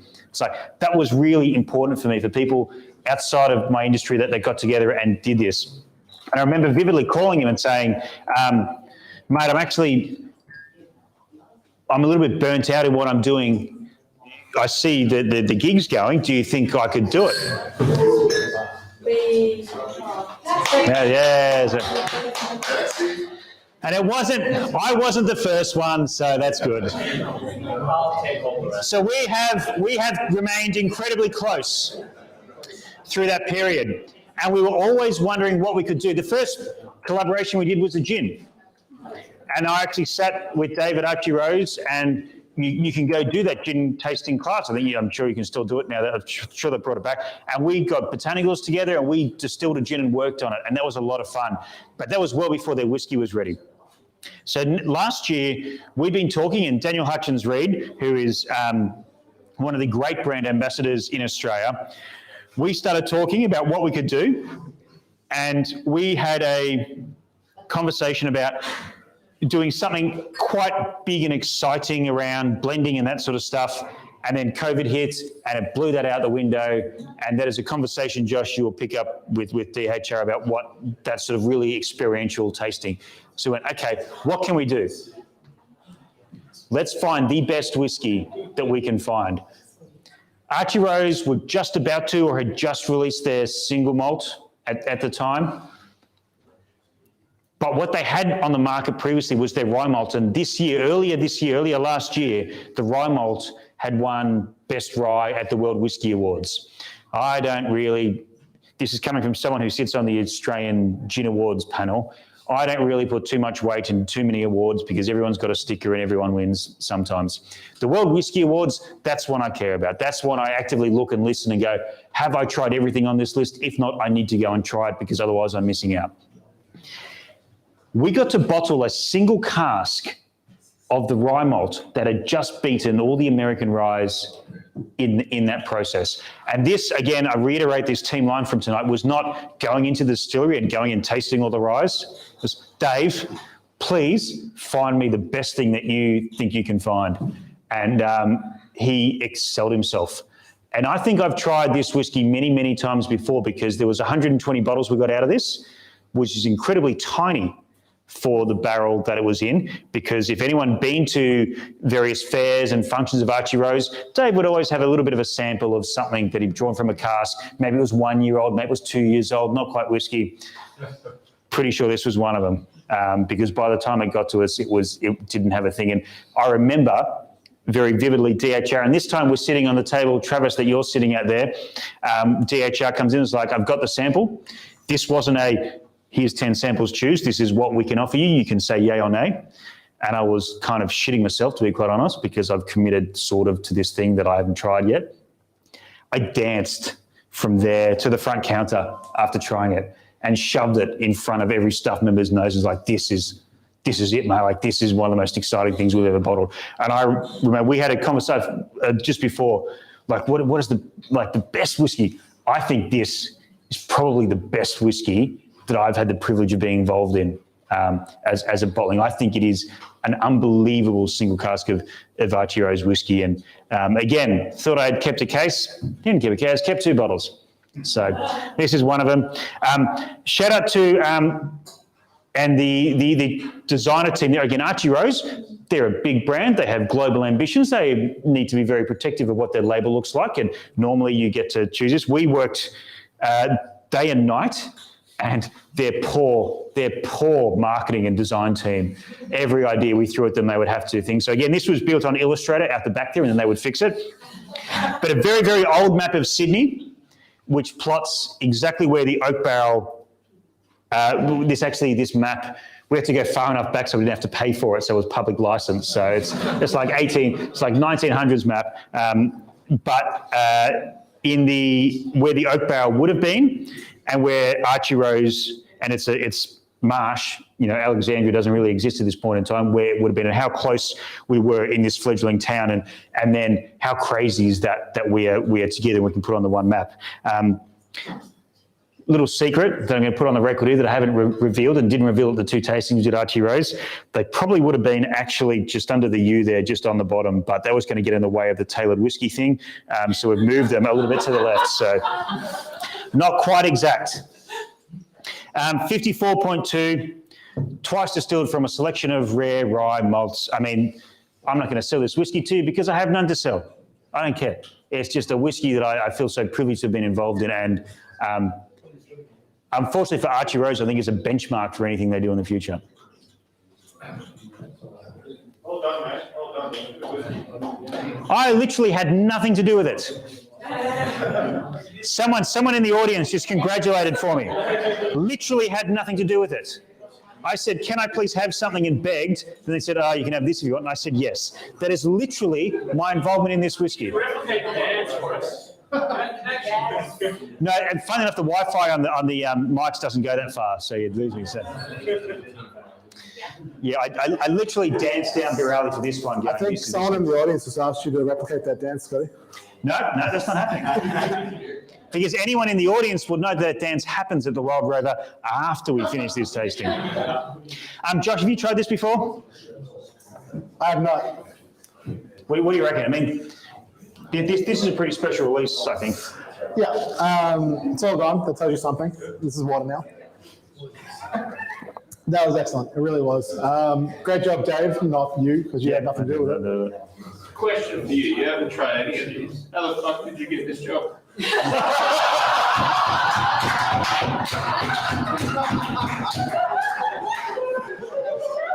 Thank you, Seamus.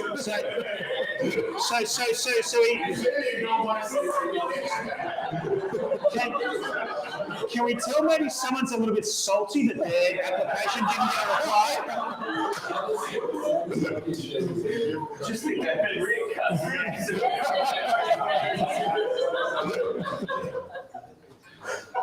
Thank you very much.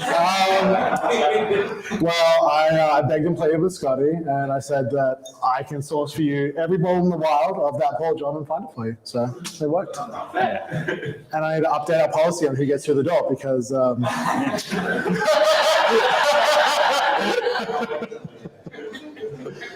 that Archie Rose was amazing. I think it's the best one I've ever had by far. I think it's a cracker.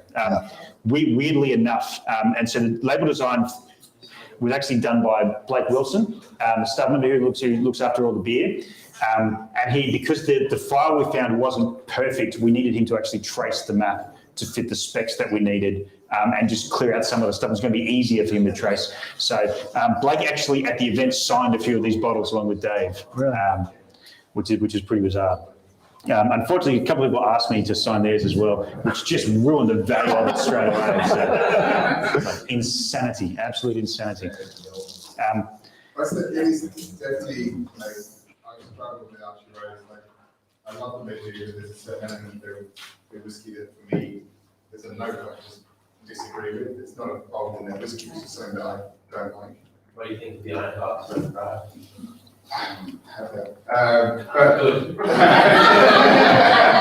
But this is like standard. It's going to be one of the best options. Yeah. Can I put this in perspective? A very good friend of mine and a very good friend of the Oak Barrel, who was part of that crew sitting next to me in those very early days, a gentleman called Matt Bailey. Incredibly ugly gentleman, but like nice. Well, shit personality and ugly, really. But he just commented on the live stream here, and he's just commented, I remember you called me that day and said, fuck me, you've got to try this rye malt, get in here.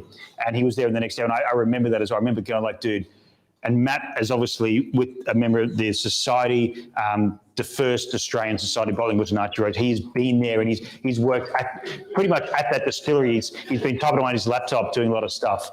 And I said, mate, you've got to come here and try this. And I remember he was there. DHR had barely left by the time Matt Bailey on his bike was here. So yeah, I do well, I very vividly remember it. I vaguely remember that night, but I vividly remember that moment. Alrighty, let's. We're almost on time. We're almost on time, and there's a bit I want to do at the end here, but let's get on to the final whiskey, unless anyone has objections to that, which is the Arden American, which yes, I understand is not the way you pronounce Arden American, but I'm from Western Sydney, Australia, and so that's the way I'm going to pronounce it. And pronouncing the Arden American the correct way is ideal for virtual tastings, because in this post-COVID world, it's really not appropriate to spit on the first two rows of people here. And if I try to pronounce it properly, I definitely would. Look, this is an incredible whiskey that I think is a bit of, for me, and Josh is going to be excellent at this as well. And we know this because we're all in the whiskey community. This is about relationships. Whiskey, the origins of whiskey was knockoff drinks on the farm. You know, admittedly, it was probably closer to a new make spirit, but it was something you'd sit around and talk about. You drink with friends. You know, great whiskey is not something you consume in isolation. You share it with people, and you share it with friends, you share it with makers, and you share it with all these different people. And so this year, when we thought we were going to run a whole bunch of, well, the whiskey fair, and then we had plans for a grand combined fair. We had a plan for like various other things to celebrate 65 years of the Oak Barrel. We're going to celebrate 66 years instead in person, I think. But we were looking at, yeah, you're going to have a lot of fun next year. Yeah. Just remember, there's a 12-month window where previous employees don't need to pay for tickets to anything. If you could just keep that in mind at all times.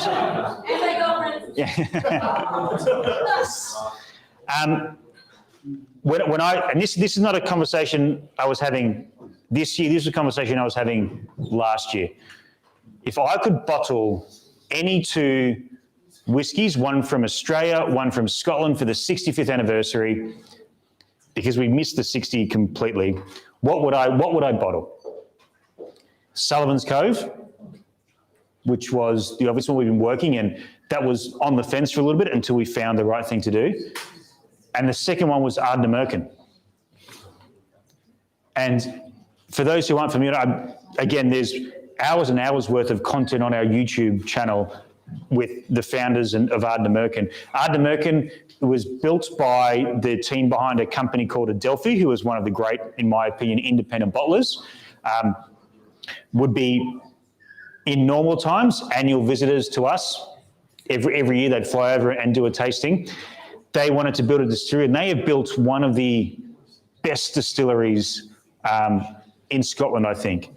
There's a lot of things, but I don't have enough time to go into it all, but incredibly green and sustainable, and not in a way that just ticks boxes from a marketing point of view, but actually embeds the distillery into its place. The way they run their heaters and their biomass boilers and all that sort of stuff, using, you know, wood chips fallen at the forest, using the river to power energy. The way that their warehouses are built around the peninsula. You could pick up Arden American and put it in a different part of Scotland or the world, and you would get a different whiskey because it's in a different place. Not every distillery in Scotland you can say that about. Incredibly sense of place, sense of time.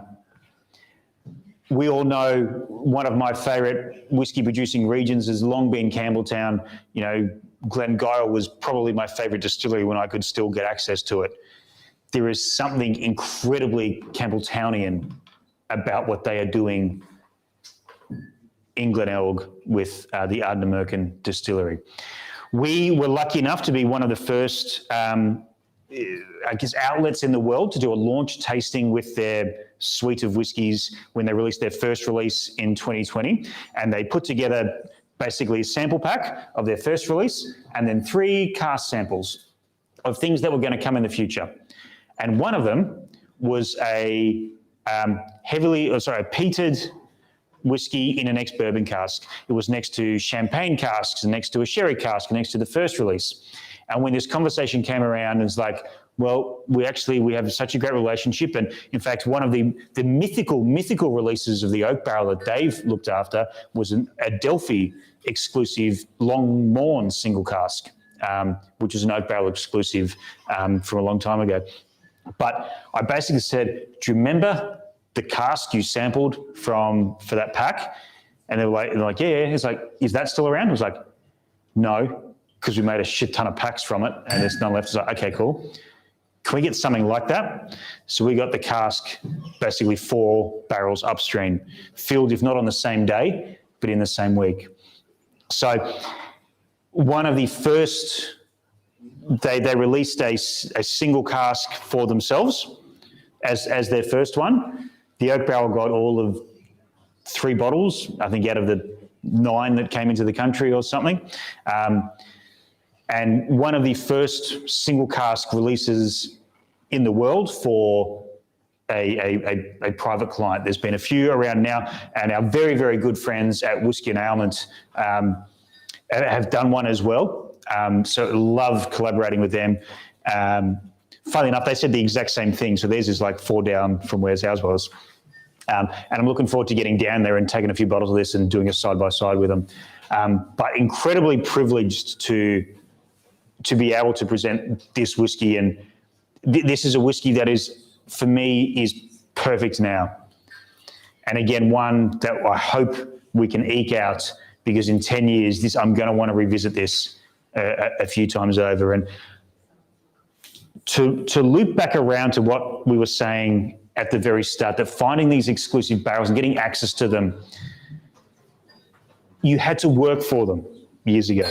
Now, if you've got the money and you rock up to a distillery, they'll probably sell you something. But to get these sorts of ones, it's a privilege, not a right. It doesn't matter how much money you have.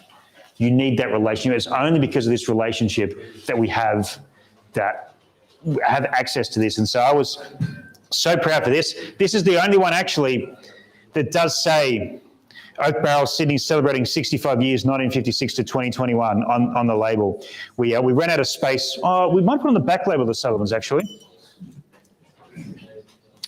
No, I didn't put the years exactly. We talked about the whiskey instead. But this was something I was incredibly excited about. Had Whiskey Fair happened, yes, it would have missed Whiskey Fair, of course. Due in June. Did it arrive in June? No. September.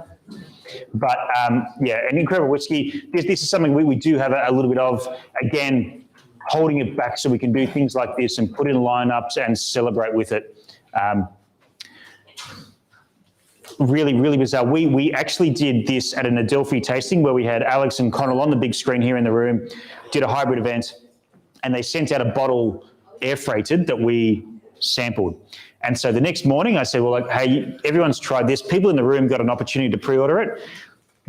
You can also pre-order online for 12 hours until we shut it down. And I said that at about like 3 or 4 p.m. in the afternoon, and it went, it used to get like a big hit and then it sort of dropped out. And I remember sitting at, funnily enough, the Wild Rover, the pub just up from here, and about 11 o'clock just went ding, ding, ding, ding, ding, ding, ding, ding, because Europe, and specifically England and Scotland, had cottoned on, and we're just like, these are so rare that we're going to jump on them all because they all were going to come and visit us, right? So I spent the last little while going, yeah, my son's third cousin's best mate's next door neighbour's going to come and pick it up for me if that's all right, you know. So absolute nightmare when the stock did arrive, and it's like, so, you know, Mr. X bought this, but I need to put Mr. Y's name on this, and because no one who actually bought them was able to come and pick them up from the Europe contingent. But a pretty cool whiskey. Now, you've tried this, haven't you? Have you tried this? Nope. That's good. I love it. Why look to the past when you can look to the future?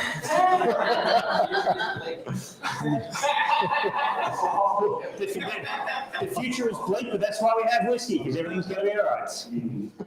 Josh, what do you reckon? Stand up here on the screen. No one can see you there.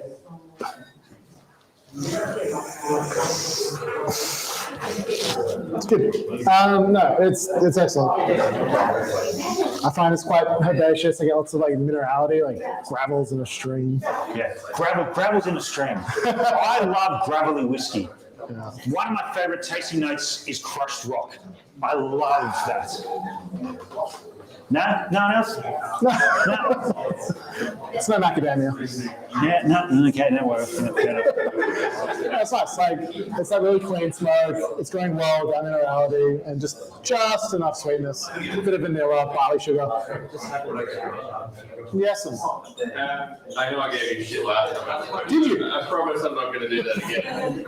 Since Scott doesn't work there anymore, does he get to sign a board because he's doing it twice? Hey.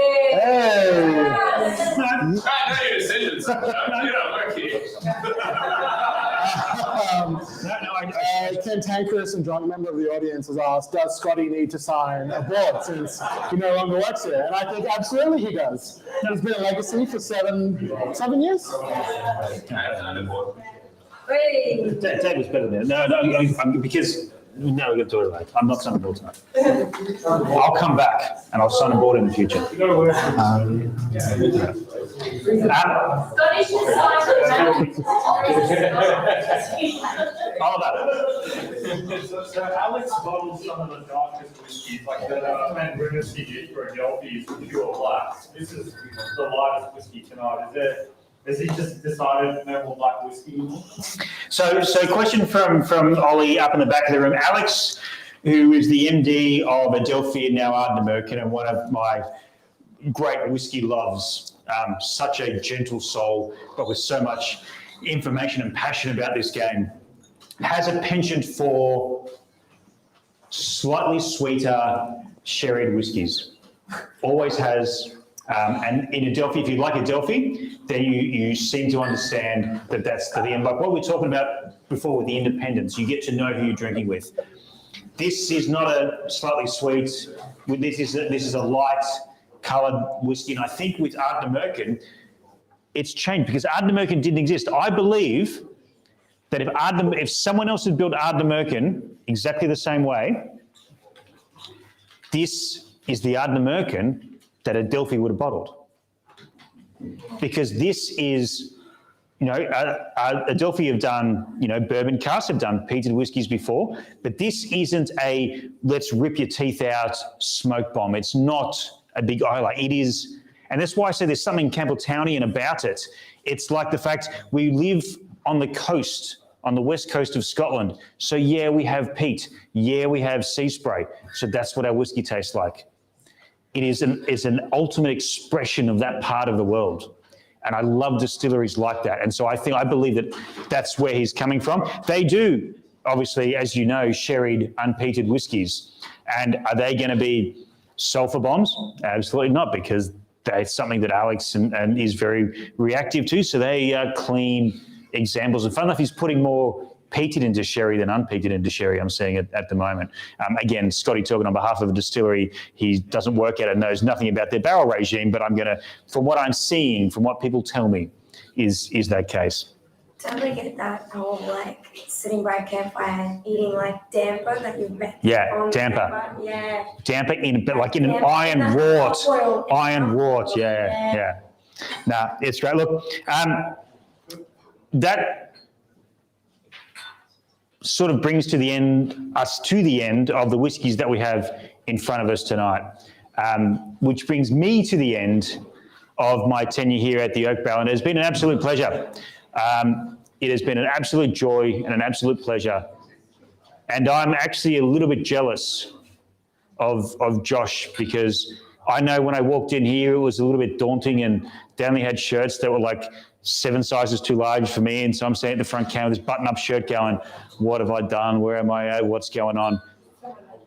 this job honestly is the most fun you can have in this industry. And it's because of Paul and his beautiful wife, Julie, up in Queensland. They give us the freedom, not just in the whiskey department, but in the wine department, in the beer department, to have the freedom to take risks. And yes, make mistakes. Yes, make 10 mistakes. To do that because it is in this search of the next great drink. And we don't know where that next great drink is going to come from, but we know it's out there. And the world has been a little bit tough. We've been locked into our rooms, we've been locked into our places.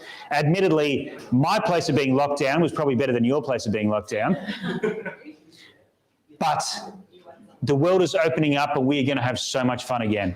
And, you know, certainly for Josh and also, you know, shout out to Peter and Heidi who are joining the wine team in different roles.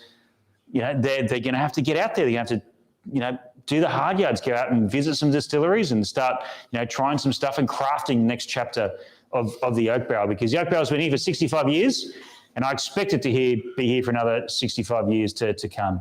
And this room has seen so many great events and some weird things. largely when I was involved, so we can probably de-weed it now. But it has been a pleasure. And to meet all of you guys who, some of you I knew as sitting next to you as customers in my years as a customer here, to people I've met through my tenure of being the one standing up talking rubbish at you. It has been an absolute pleasure, and we have made friends for life. Apart from the West Ham fans, we're still on the fence about the West Ham fans. We have made friends for life here, and definitely not the Liverpool fans either. Friends for life, and I'm so glad and so, you know, excited to be handing over to someone like Josh who knows this game so well and is going to be an absolute killer. I know Seamus is angry he didn't get the job, but like, I'd known Josh when we spoke to Josh, when we sat down. There was really only one way in where we wanted this to go, for someone who we think can take this to the next level. So it's so exciting to lead this in great hands. And as I say, you know, for the first 12 months after staff members leave, we get free tickets to everything. So I'm going to sign off from there, and thank you everyone to watching. I don't know if there's anyone still watching. Is anyone still watching? Yeah, we've got 8 people watching, and Barry is saying thank you, Scotty, for everything that you've done in your tenure here. And yeah, Bazza always has a seat. Every fair, big bad bustling Bazza always has a seat. I'm going to start at this point in time and hand over. It's been a pleasure. Thank you, God, Paul, and everyone that's up here.